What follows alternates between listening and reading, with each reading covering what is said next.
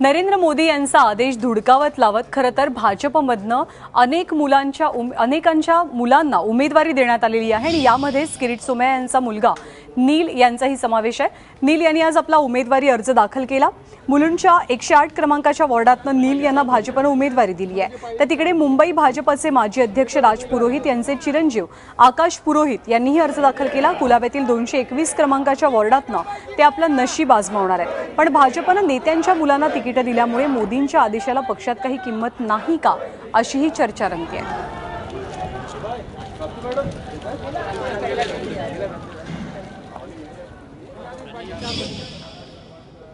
परिवारवाद हा केव्हा होतो? परिवारवाद तेव्हाच होतो जेव्हा परिवारातला कुठला व्यक्ती किंवा परिवारातला कुठला सदस्य त्याच्या मनाप्रमाणे जेव्हा पक्ष आवळून चालायला लागतो त्याला परिवारवाद म्हणतात। पण जर का परिवारमध्ये एक मुलगा एक नेत्याचा मुलगा जर का लहानपणापासून काम करायचा प्रयत्न करत असेल, मेहनत करत असेल, तर त्याला आम्ही कदाचित परिवारवाद म्हणणार नाही, त्याला आम्ही एक कार्यकर्त्याला झालेला सच्चा न्याय म्हणू।